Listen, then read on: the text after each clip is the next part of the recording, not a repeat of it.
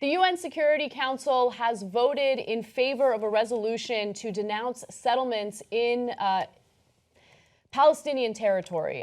This is specifically in East Jerusalem and also the West Bank. Now, this 15-member Security Council voted overwhelmingly in favor of the resolution, 14-0, with the United States abstaining. Now, initially, Egypt sponsored this resolution, but then they got a call from Trump and decided to no longer sponsor it. And then at that point, 4 other nations came forward and said that they would sponsor it. Now, the UN Security Council on Friday did pass the resolution demanding that Israel cease Jewish settlement activity on Palestinian territory in a unanimous vote that passed with the United States abstaining rather than using its veto as it has reliably done in the past. So the fact that they abstained is actually, it's a half measure, but the world sees it as a very strong statement. And the Obama administration has come out in the past and said some negative things about the settlements, and of course got a lot of criticism for that. And now they're getting a lot of criticism for abstaining as well. Now, this marked the first time in more than 36 years that the Security Council has passed a resolution critical of the settlements. Also, Donald Trump had something to say about this, unsurprisingly, as the United States has long maintained peace between the Israelis and the Palestinians will only come through direct negotiations between the parties and not through the imposition of terms by the United Nations. This puts Israel in a very poor negotiating position and is extremely unfair to all Israelis. By the way, this is essentially non-binding, so they can denounce it as much as they want. Benjamin Netanyahu has made it clear that he'll probably continue on with settlement building. Yeah, so I think it's a good step forward. I'm always amused when the right wing complains, oh my God, I can't believe the United Nations would do something about this situation in Israel and Palestine. It's an outrage. The United Nations should never do anything, except for when they declared Israel a state and you loved it. So they'll always nitpick loopholes. No, but the way that they declared it was not exactly the same way that they're declaring it in this case. So back then when the United Nations made Israel a country, it was wonderful and terrific. But now I hate the United Nations because they didn't rule with us, and right? So convenient hypocrisy there. So yeah, it's a half measure, but it's a pretty damn good half measure. I mean, it's as far as in this context, as any American politician is going to go. Mm-hmm. And so credit to Obama here for doing the right thing. So this is not just about doing the right by the Palestinians, which if you're a decent human being, you should care about and want them to have their own peace and security for its own sake. But it's also about doing the right thing for Israel. Because if you don't have a two-state solution, and right now the U.S. ambassador to Israel that Donald Trump picked, David Friedman, says, no, we should not have a two-state solution. We should have one state. Israel should annex the West Bank and East Jerusalem and just treat the Palestinians as subjugated citizens. He probably, I haven't read it specifically, but I'm sure that way of thinking is the Palestinians go back to other countries. But Jordan, Syria, those countries. Maybe march them out, in a trail or something, right? By the way, to be clear, he wants to move the capital from Tel Aviv to Jerusalem, which, of course, is a very controversial thing to say. So, it's not controversial. It is antagonistic. It's hostile, yes. Right? I mean, I know what you mean, but just to be clear, that is in the middle of a process that, granted, we're not in the middle of right now. Sides aren't particularly talking, but I mean, that is a way of saying, F you. I'm not negotiating. What's your term? Here's my term. I get everything. You get nothing. Is that controversial? Let's keep negotiating.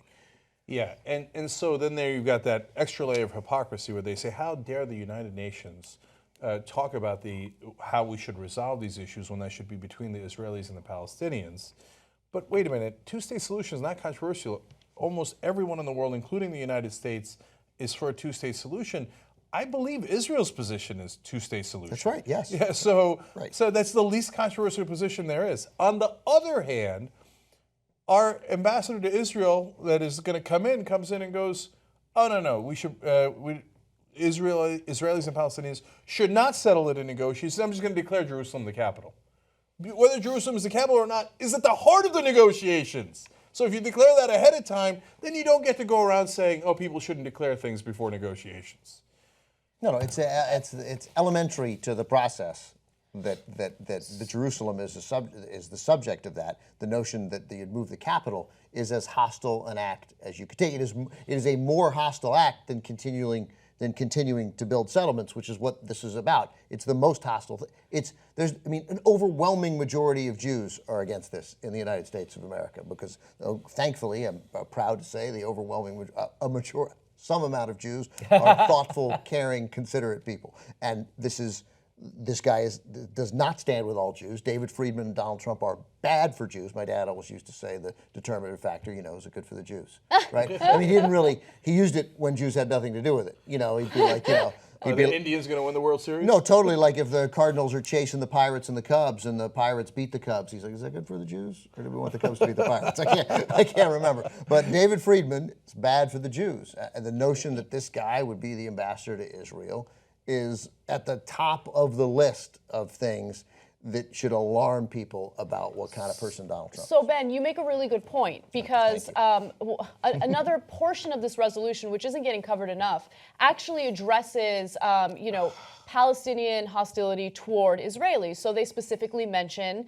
some Palestinians attacking Israeli civilians and how they're denouncing that needs to stop. So it's not like they just use strong language against Israeli settlements. This is a resolution that seriously seeks a two-state solution, and the only way to do that is to stop taking measures that lead to more hostility. Building settlements in Palestinian territory is going to lead to more problems in the future. Now, I don't know if Palestinians get mad at this, but my opinion is that I don't care at all if Jerusalem becomes the capital of Israel. But that is if you have a just peace, if you have a solution with two different states. I don't care if it's the Israeli capital. I don't care if it's the Norwegian capital. I don't care about Jerusalem because I don't believe in Yahweh or Allah or magical creatures that talk to me from the sky. So I don't care whose capital it is. I just want them to have peace. And so if this hurts the peace process, then it's bad for all of us. And in the case of the UN resolution, what they're saying is the world is standing up and saying those Jewish settlements in the West Bank and East Jerusalem are illegal.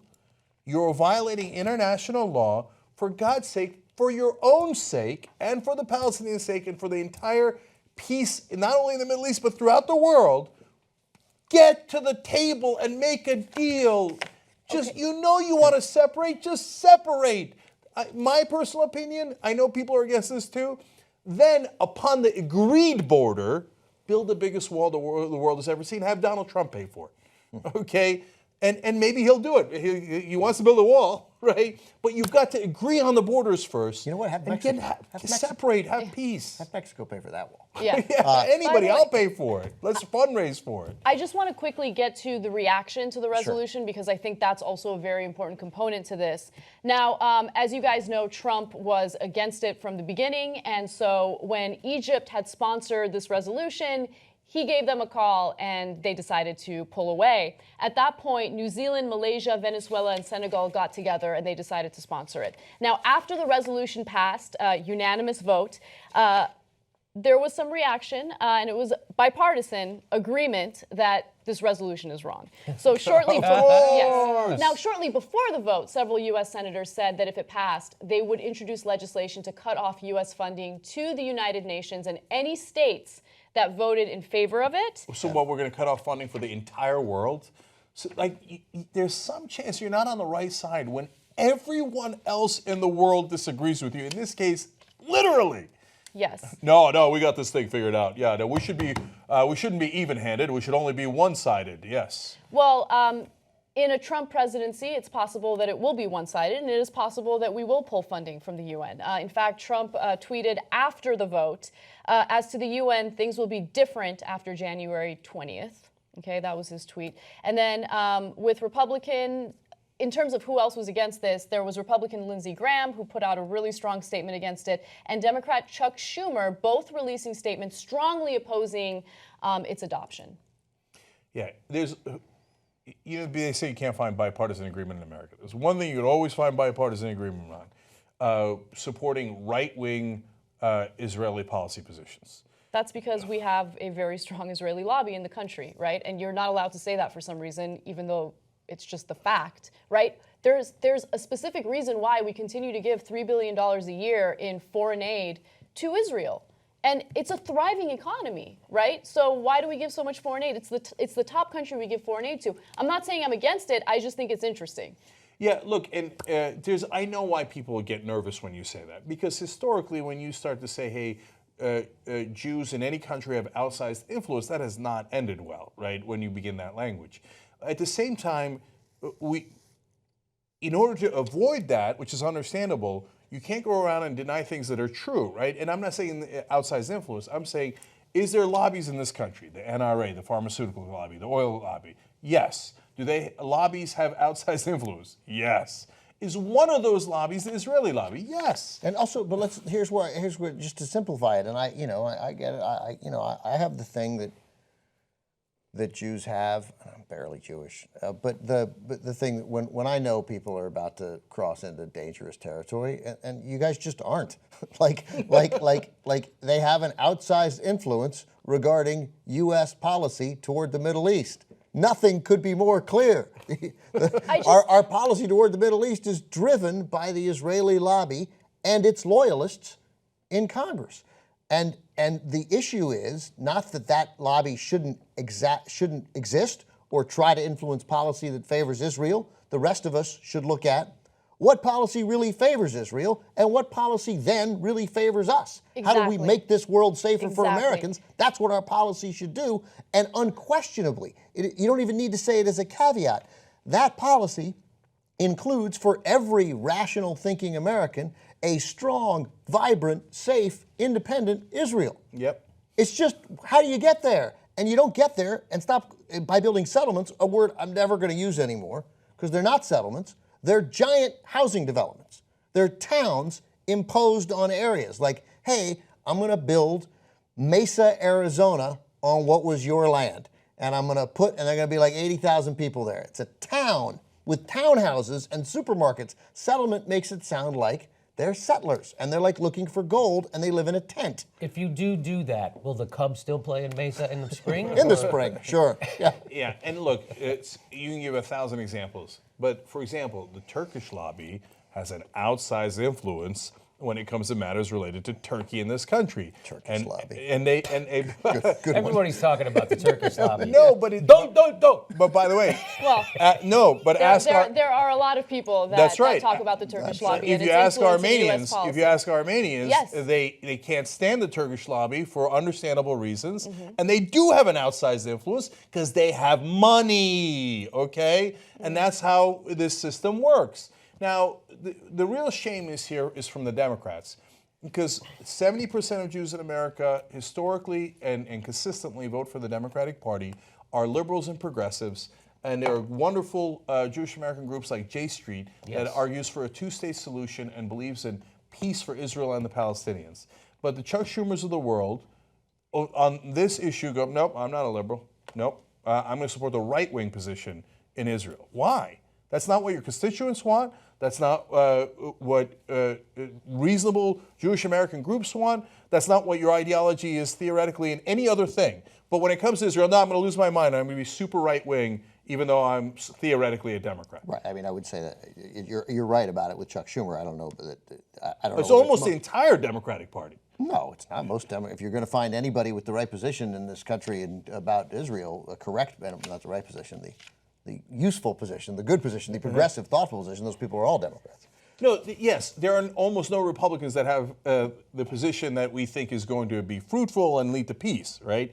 But the Democratic Party, Schumer's not alone. McCaskill, you go down the list, Manchin, McCaskill, you think those guys aren't going to support right-wing Israeli positions? Of course they are, and then they're going to call themselves Democrats. There is only a small number of Democrats who stand up to them. One of them is on my shirt. Have you ever seen old clips of the Young Turks? Some are great, some are disastrous. We do all those and then pick them apart at TYT Classics. It's a hoot and a holler. Come join us, tytnetwork.com/join.